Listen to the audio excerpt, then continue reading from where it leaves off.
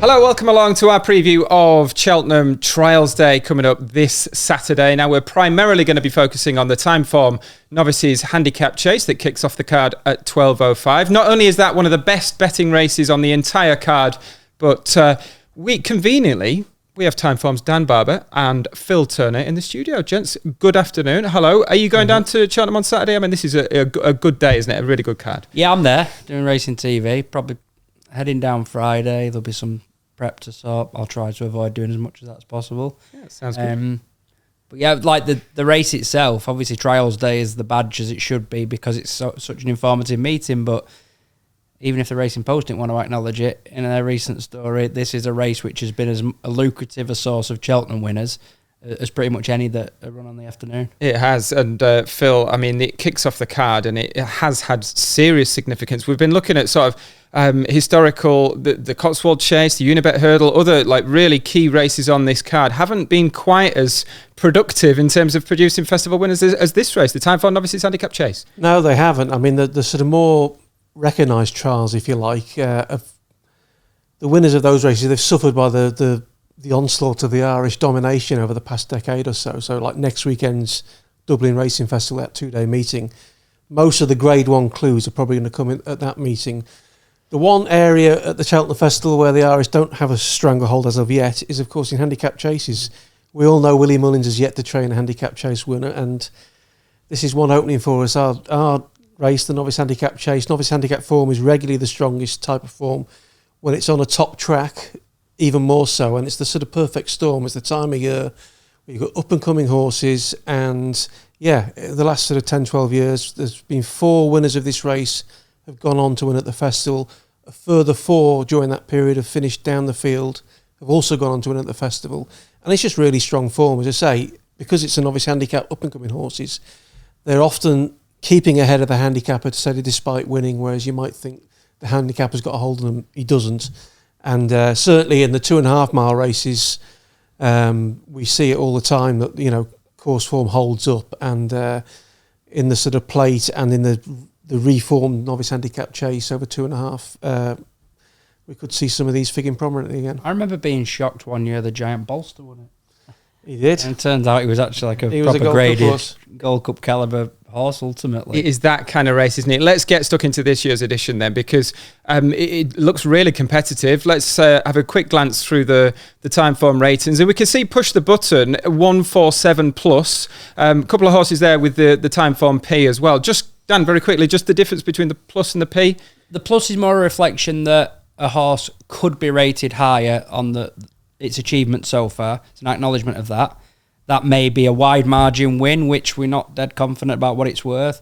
Or it may be a horse that had older form going back that was slightly better, but we're not quite sure it's still capable of that. So it's a bit of a halfway house. But the P is the more obvious and more impactful thing. That's a horse that should be open to more improvement, and we think is. Let's focus on Push the Button. Now, this is a story in itself, isn't it? Obviously, with trained by Mark Walford, a relatively small yard on the big stage here, top rated in the race. Were you at Carlisle the day he won first time out? He's the grey horse, jumped really well that day and caused a bit of a turn up on the day. I wasn't there, but obviously I saw the race, and I don't know what expectations would have been with a horse like him. Having been with Nigel Twiston Davis, you know, you expect like the lemon's pretty much been squeezed by the point you get one off Twister, but he came back and has run in 3 chases so far, and he's basically created a good impression on every single one of them. And I think the angle that Phil will probably want to touch upon as well with him is the fact that he's been doing it over trips short of 2.5 miles, when over hurdles he looked like he was going to be an out-and-out 3-miler. So there's the extra distance of ground for him to tackle. That should suit. His jumping looks pretty assured, and it's graded form back into a handicap as well, isn't it? Coming from his last race, which the Grade 2 at Ascot, was that, Phil? What did you take out of that? Because he bumped into a good horse there, Sam Thomas's horse. He did, Ilala. And sort of getting into sort of the plus angle, the horse he finished ahead of in third that day, no questions asked, has come out and franked the form by winning that good race at Windsor. So, and obviously is rated hard and Push the Button. No, the key thing Dan's mentioned is the trip over hurdles. He looked to sort of come into his own at around 3 miles. He's been plying his trade over much shorter so far over fences. This will be the longest trip he's tackled so far, coupled with the fact that obviously we all know Cheltenham's a pretty testing ground. testing track, and it looks like the ground's going to be on the sort of soft side. Let's explore a couple of the others, because I know that you do like Push the Button. Now, we've got a couple of, as you'd expect, progressive horses in there. Barlavento for Ollie Murphy, that's going to be ridden by Sean Bowen, of course. And Jordan's Cross as well, another horse that's won last time out. Both progressive horses, they're up sort of £4 or £5. Are they in your thinking, Dan? Yeah, they are. I'll extend it as well to Califet and Vol. I'll do a bit on him as well. But a key piece of form, really, is at the track when Cador Sanfrey for Anthony Honeyball won that race at Cheltenham. Was it Christmas time? And in behind him that day, or in fact had just passed him, Jordan's Cross crashed out. Like, we didn't actually crash out. He jumped the fence absolutely fine and seemed to fall in a pothole. I think he went up in the weights for falling that day, didn't he, as well? It was. Well, he was probably going to win, wasn't he? I think he'd have won. I don't think he was necessarily at his best next time at Doncaster. He's a funny horse. Like, you go back to the Aintree race that he won. I was so impressed with how he picked up between the last two, when it looked like that horse of Lucinda and Skews, who jumped well, had just sort of got away from them, and that was that. But he motored late on, got past. I'm not sure he was at the same level. Might be a horse who ends up in some headgear, I think, because he can race a bit in snatches. But I'd fancy him, despite a good example, he retains the P. I fancy him to progress past his old rival, the stablemate Cador Sanfrey. And the Murphy horse, what about him? He made a mistake at Kempton. Look, maybe value for a bit more than that victory on the day. Yeah, I can see that. Having said that, I would also give a mention to Secret de Dieu. They come from the same race. He finished in the frame that day. He may prove vulnerable to some of the less exposed ones we're talking about, but I'm sure he's on a competitive mark and will win something like this sometime soon.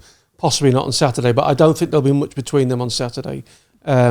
Obviously, the Ollie Murphy horse is on the up, and he did walk through the last, but with the turnaround of the weight, I imagine it'll be quite close between them. Right at the bottom of the Timeform ratings, obviously these ratings are on past performances. Yeah, we have got a lot of potential there, haven't we? We've got a Paul Nicholls horse in Quebecois, and then Califet en Vol, who you touched on, Nicky Henderson. I like him. Top weights have good record in this Timeform race. Yeah, you just mentioned graded form and a handicap with Push the Button. It is with him, albeit it's primarily that hurdles run last season where I was on track for his favourite, hunting. Wasn't it? Aintree for the Grade Yeah, One. and Mr. Meggitt would have, the ill-fated Mr. Meggitt, he went like the best horse in the race until it turned into a real slog. But the horse who made it a real slog was Califet en Vol. I just thought he went for home too soon. He took a flight with him in the straight. He perhaps hasn't sparkled in the 2 runs over fences, but he's been in smallish fields against good horses, and this should be a bit liberating for him dropping in grade. So he's one just on a class angle where I would be fearful. And Phil, did you have to put the figure of 142 on the French mare? No, that wasn't me. Not guilty. I can't hold my hands up to that. So, she's got plenty of experience there.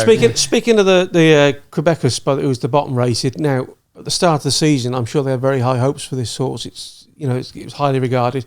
Things just haven't gone to plan, and were it to win, we'd all know where it's come from. But I couldn't back it on the 2 starts of the season.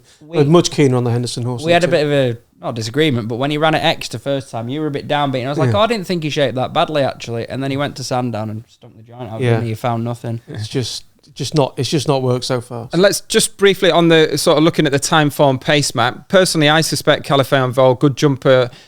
He's going to be prominent. We've just briefly got to mention Scorsese, the only horse that we've maybe not mentioned so far. An all-the-way winner in the North last time out. Yeah, he was good that day. What I would say is it's a bit harder to dominate a race like this than the Boxing Day Sedgefield race. But we should mention the pace map because, as regular viewers of Cheltenham will know, it can be in these races at this time of year where they narrow off a section to preserve ground for the big meeting. There's definitely there can be a bias towards prominent races, and we've seen this play out in this race in the past where sometimes some of those winners who finished down the field, they've been in a race where it's the first 2 or 3 have just dominated throughout, and they've never been able to get involved. And so sometimes a horse who finishes 4th or 5th in a race like this, beaten 20 odd lengths, might be like a net 5 lengths, really. They just can't get involved in it. Hopefully, with a single figure field, that won't play out in this race, but it's just something to bear in mind when you're betting over certainly in the 2.5 mile races, it seems to be particularly pronounced where you can get a prominent bias. And testing ground, hopefully, maybe. Yeah, that's a good point. Yeah, when it gets tested, that does tend to sort of, nullify that. All right, I'm going to have to push you, Phil. I'll stick with you to start. I sense Push the Button. I mean, top rated. Is he going to be your selection in the race? He is, yeah. I mean, I do think he's a likeable horse. I mean, you mentioned the fact Mark Wolford, look, he knows how to train, but would be unfashionable in the context of a Cheltenham Trials meeting. So there's always the angle that you might get a slightly bigger price than you would be. And at the current prices, I think he's the best value in the race. Anything in opposition there, Dan? Well, Calavet on Vol, but if you look at the figures and you look at the betting market, it's pretty obvious which way you're half compelled to go. It is with Push the Button, and yeah, it's graded novice chase form back into a normal handicap. You compare it to Scorsese, likeable and a front runner who might be in the right place, but the downside obviously is that he's done it at Sedgefield, whereas this horse has been doing it at proper tracks and against proper horses. Fantastic. Well, I mean, there is so much to look forward to. We've got a Triumph Hurdle trial. We've got the novice hurdle at the end of the card, Cotswold Chase, the Cleve Hurdle. I've got to mention the Unibet Hurdle. I mean, this brings together what potentially two of Britain's best champion hurdle prospects in the New Lion and Sergino. Sergino is around 1-2 as we record this. I think looking at the Timeform ratings, there's only £1 between them.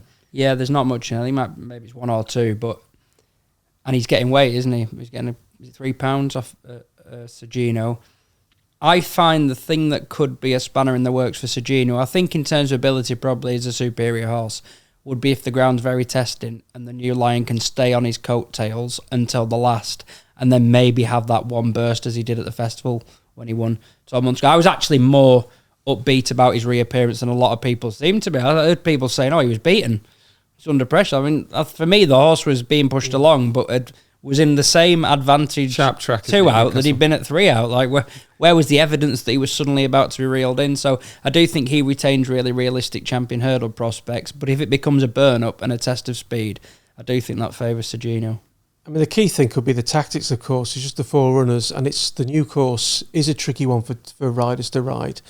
And what does Nico de Bonville do here? I imagine he's going to probably want to let him stride on at some stage, Sergino, and that could play into the New Lions' hand in the sense that, unlike at Newcastle, Harry Skelton could have something to aim at, and that's how he liked to ride him as a novice.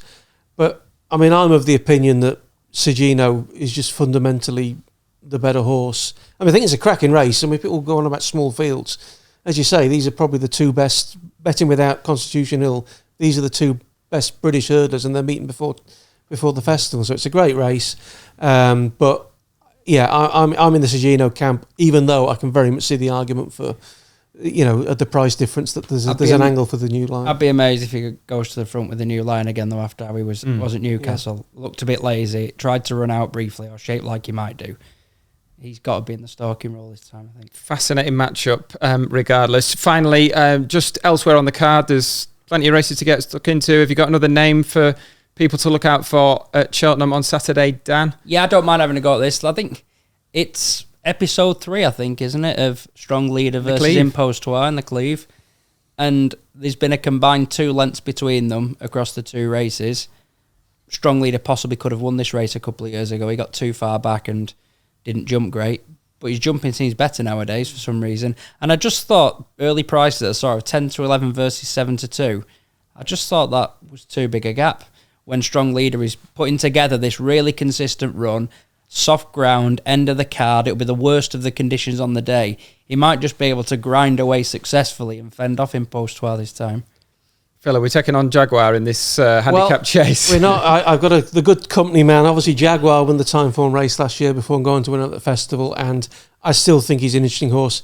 Look, he's plenty short enough in the betting as things stands. I hope people might look at that and they say, it's testing ground, and there might be people tipping against him, so he might become a bit more of a better price. But I couldn't oppose him. I think he's the winner of that race. It's an unusual makeup for that race. Not all the regulars aren't there. Where's Il Ridotto? And can the race even take place? With a clear run of things, which he didn't get last time, a clear run of things, I just think he's a superior horse to the rest. Well, that is just what I wanted to hear. I've been backed him for the Ryanair chase at the festival already. But thank you, gents. Phil and Dan, best of luck at the weekend, and best of luck to you. Thanks for watching.